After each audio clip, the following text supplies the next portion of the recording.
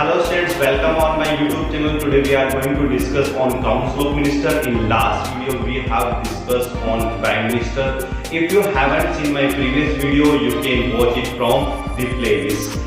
So now let's talk about council of minister. जैसा कि आपको पता है जो काउंसिल ऑफ मिनिस्टर है वो एग्जीक्यूटिव का लास्ट टॉपिक है और आपको पता है कि इनका जो अपॉइंटमेंट होता है वो प्रेसिडेंट द्वारा होता है, वो भी प्राइम मिनिस्टर की एडवाइस पे। और अगर अपन बात करें प्रैक्टिकली, अगर बात करें तो गवर्नमेंट एडमिनिस्ट्रेशन सिस्टम को रन करने का जो काम होता है कैबिनेट मिनिस्टर द्वारा ही होता है। तो आइए आप अपन इनको डिटेल वाइज पढ़ते हैं। तो सबसे पहले बात करते हैं आर्टिकल नंबर 74। आर्टिकल नंबर 74 ये बताता है कि इंडिया का जो प्रेसिडेंट है वो एड एंड एडवाइस पर काम करेगा। यानी किसकी एड एंड एडवाइस पर काम करेगा? यानी काउंसिल ऑफ मिनिस्टर्स एंड उनका जो हेड है प्राइम मिनिस्टर, उनकी एडवाइस पर काम करेगा। देखो इसमें लिखा गया है कि एक इंडिया में काउंसिल ऑफ मिनिस्टर होनी चाहिए और जो उसका हेड जो प्राइम मिनिस्टर है, और ये काउंसिल ऑफ मिनिस्टर एंड जो प्राइम मिनिस्टर है वो असिस्ट करेंगे, मतलब सहायता करेंगे और एडवाइस देंगे। किसको देंगे?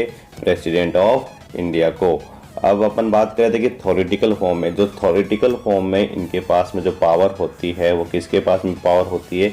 हमारे प्रेसिडेंट के पास में पावर होती है। और लेकिन जब अपन प्रैक्टिकली बात करें तो प्रैक्टिकली इन पावर्स को यूज़ कौन करता है? हमारे जो प्राइम मिनिस्टर और जो इनके जो काउंसिल ऑफ मिनिस्टर होते हैं वो इसे यूज़ करते हैं। यानी इनके पास में ये एग्जीक्यूटिव पावर होती है। तो अब अपन बात करते हैं, देखिएगा, formation of council of minister. Formation of council of minister में सबसे पहला है appointment of the prime minister. यानी प्राइम मिनिस्टर का जो अपॉइंटमेंट होता है, फिर उसके बाद में काउंसिल ऑफ मिनिस्टर बनती है। तो सबसे पहले प्राइम मिनिस्टर का अपॉइंटमेंट होता है, फिर उसके बाद में सिलेक्शन होता है। यानी इन्हीं मिनिस्टर का सिलेक्शन किया जाता है, वो भी किसके द्वारा? प्राइम मिनिस्टर के द्वारा। फिर उसके बाद में थर्ड है distribution of portfolio among the minister. जो प्राइम मिनिस्टर द्वारा पोर्टफोलियो दिया जाता है, यानी अलग अलग डिपार्टमेंट दिए जाते हैं, वो भी प्राइम मिनिस्टर द्वारा दिए जाते हैं।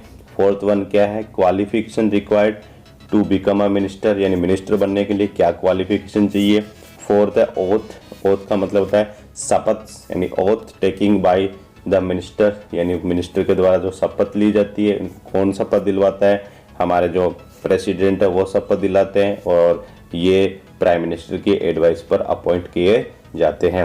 नेक्स्ट देखिएगा tenure of the council of minister. यानी काउंसिल ऑफ मिनिस्टर का कितना टेन्योर होता है, इनका जो कार्यकाल है वो कितना होता है। नेक्स्ट है सैलरी एंड अलाउंसेस। यानी इनको जो सैलरी, कितनी सैलरी मिलती है, इनको बाकी जो अदर फैसिलिटीज़ जो अलाउंसेस है वो कितने मिलते हैं, क्या क्या मिलता है। फिर उसके बाद में देखिएगा 8 नंबर पर है कैटेगरी ऑफ द मिनिस्टर। यानी मिनिस्टर्स की कैटेगरी पढ़ेंगे, जिसमें कैबिनेट मिनिस्टर हो जाएगा, स्टेट मिनिस्टर हो जाएगा और डेप्यूटी मिनिस्टर हो जाएगा। तो आइए अब इनको डिटेल से पढ़ते हैं। तो देखिए formation of council of minister. Formation of council of minister में फर्स्ट पॉइंट है appointment of the prime minister.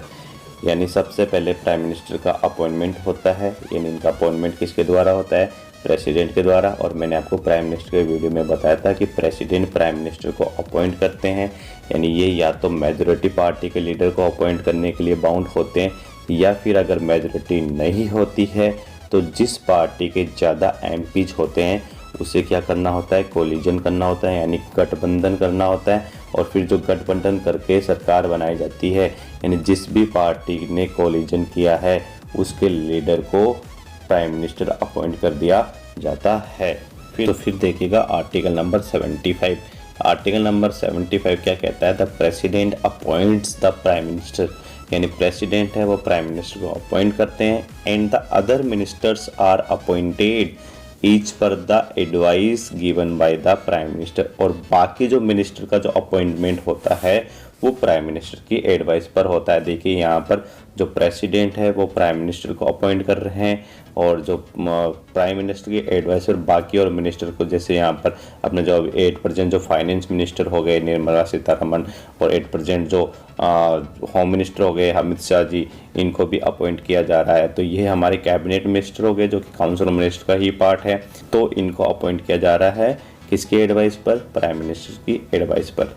Next बात करते हैं selection of the minister bye the prime minister. यानी इन मिनिस्टर का जो सिलेक्शन होता है, काउंसिल ऑफ मिनिस्टर का जो सिलेक्शन होता है वो प्राइम मिनिस्टर के द्वारा होता है। तो देखिए, ministers are appointed by the president, यानी जो मिनिस्टर है वो प्रेसिडेंट के द्वारा अपॉइंट होते हैं। किसके एडवाइस पर? वो भी प्राइम मिनिस्टर की एडवाइस पर किए जाते हैं। आगे देखिए, but in practice the president is bound to act as per the advice given by the prime minister. लेकिन अब रियलिटी की बात करें तो प्राइम मिनिस्टर ने यानी जो मिनिस्टर्स की जो लिस्ट तैयार कर दी है उन्हीं मिनिस्टर का सिलेक्शन होता है। इसके लिए प्रेसिडेंट बाउंड होते हैं, यानी जो प्रेसिडेंट को उन्हीं मिनिस्टर का अपॉइंटमेंट करना होता है जो कि पीएम ने सजेस्ट किया है।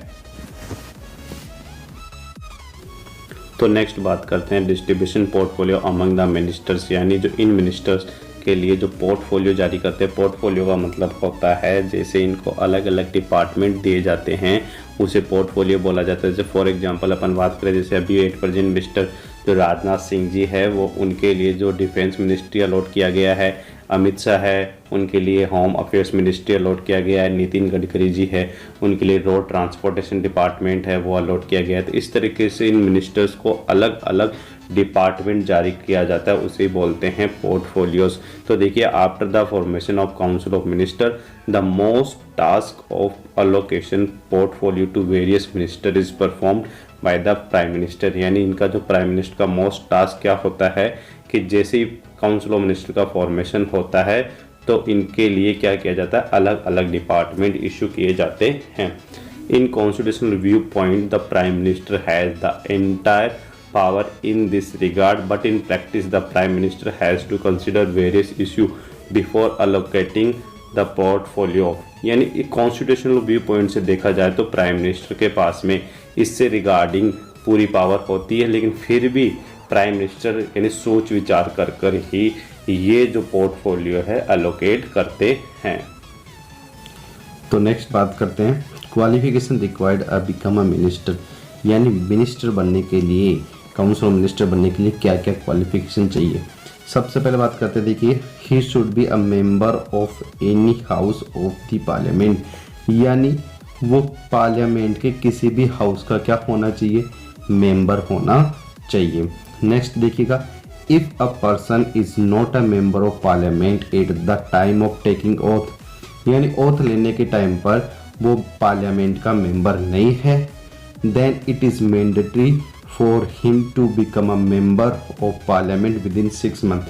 तो यानी ओथ लेने से लेकर उसे 6 महीने के अंदर अंदर क्या करना होता है, मेंबरशिप लेनी होती है। यदि ये करने में वो अनसक्सेसफुल रहता है then he has to resign from his post, तो उसे क्या करना होता है, अपनी पोस्ट से रिजाइन करना होता है। तो नेक्स्ट बात करते हैं oath taking by the ministers, यानी जो ये मिनिस्टर है अपना जो ऑफिस को ग्रहण करने से पहले यानी अपने पोस्ट को ग्रहण करने से पहले शपथ लेते हैं प्रेसिडेंट के सामने, जिसमें प्राइम मिनिस्टर और इनके जो काउंसिल ऑफ मिनिस्टर आ जाते हैं। ये अपने डिपार्टमेंट से रेलिवेंट जो भी जानकारी है, जो भी इंफॉर्मेशन है वो सीक्रेट रखेंगे, यानी सीक्रेसी मेंटेन करेंगे और अपने ड्यूटी के प्रति शपथ लेते हैं। वो किसके सामने लेते हैं, प्रेसिडेंट के सामने लेते हैं। देखिए, यहाँ पर जो प्रेसिडेंट है वो अपने प्राइम मिनिस्टर को शपथ दिलवा रहे हैं, इनके साथ साथ जो बाकी और काउंसिल ऑफ मिनिस्टर है, कैबिनेट मिनिस्टर है, वो भी शपथ ले रहे हैं, जिसमें अमित शाह जी हो गए जो कि अपने जो होम मिनिस्टर है। फिर उसके बाद में बात करें फाइनेंस मिनिस्टर की, जो कि अभी 8% निर्मला सीतारमण है, वो शपथ ले रहे हैं। तो ये जो कैबिनेट मिनिस्टर होते हैं वो भी प्राइम मिनिस्टर के साथ साथ शपथ लेते हैं।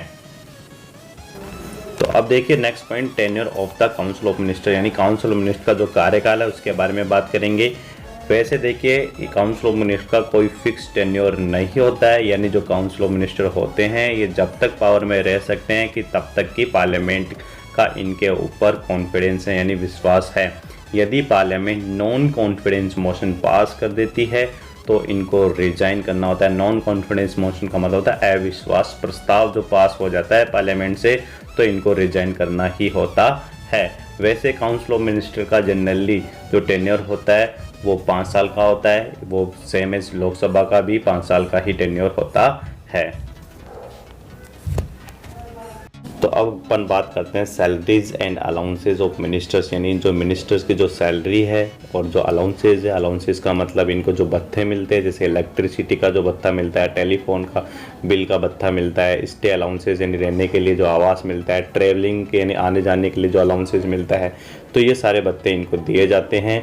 तो देखिएगा there is a provision for monthly salary, यानी यहाँ पर इनके लिए जो मंथली सैलरी का और अलाउंसेस का प्रोविज़न है जो कि हमारे कॉन्स्टिट्यूशन में दिया गया है, जो prime minister, cabinet minister, state minister and deputy minister को दिया जाता है। यानी जो भी अलाउंसेस और जो सैलरी है वो पार्लियामेंट में टाइम टू टाइम फिक्स होती है, यानी टाइम टू टाइम डिटरमाइन की जाती है।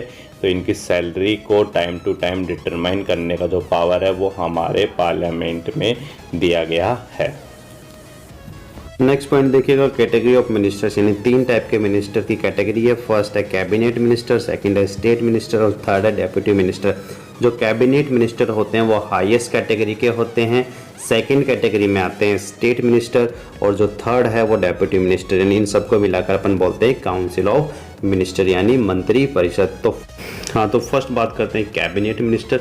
जो कैबिनेट मिनिस्टर होते हैं वो हाईएस्ट कैटेगरी के मिनिस्टर होते हैं और जो कैबिनेट मिनिस्टर होते हैं इनके पास में अपना एक डिपार्टमेंट होता है, यानी ये एक या एक से ज़्यादा डिपार्टमेंट के हेड हो सकते हैं और इनका जो सिलेक्शन होता है वो प्राइम मिनिस्टर के द्वारा आता है। प्राइम मिनिस्टर इनको इम्पोर्टेंट जो मिनिस्ट्री है वो अलॉट करते हैं। जैसे मान लो इम्पोर्टेंट मिनिस्ट्री में जैसे फाइनेंस मिनिस्ट्री हो गया, रेलवे मिनिस्ट्री हो गया, डिफेंस मिनिस्ट्री हो गया, रोड ट्रांसपोर्टेशन मिनिस्ट्री हो गया, तो ये इनके जो मिनिस्ट्री है वो कैबिनेट को अलॉट करते हैं।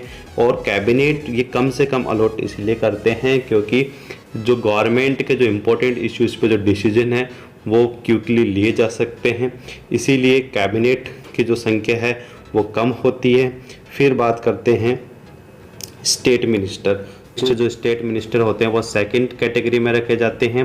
देखिए 2 टाइप के स्टेट मिनिस्टर होते हैं, एक के पास में अपना स्पेशल डिपार्टमेंट होता है, यानी वो इंडिपेंडेंट वर्क करते हैं, और एक जो होते हैं जो कैबिनेट मिनिस्टर के अंडर वर्क करते हैं, यानी जो जिनके पास में अपना इंडिविजुअल चार्ज होता है वो कैबिनेट की हर मीटिंग अटेंड नहीं करेंगे। जब उनको उनके मैटर पे कुछ डिस्कशन करना होगा तब पीएम के बुलाने पर वो कैबिनेट मीटिंग को अटेंड करते हैं।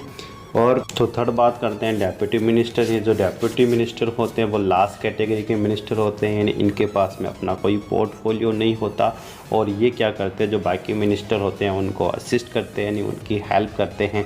तो इस प्रकार अपना जो काउंसिल ऑफ मिनिस्टर का जो टॉपिक है फॉर्मेशन का ये कंप्लीट होता है। नेक्स्ट वीडियो में अपन पावर्स ऑफ द कैबिनेट के बारे में बात करेंगे। तो यदि आपको मेरा वीडियो पसंद आता हो तो इसे लाइक करें, शेयर करें और कमेंट करके बताएं कि आपको ये वीडियो कैसा लगा और मेरे चैनल को सब्सक्राइब करें। Thank you.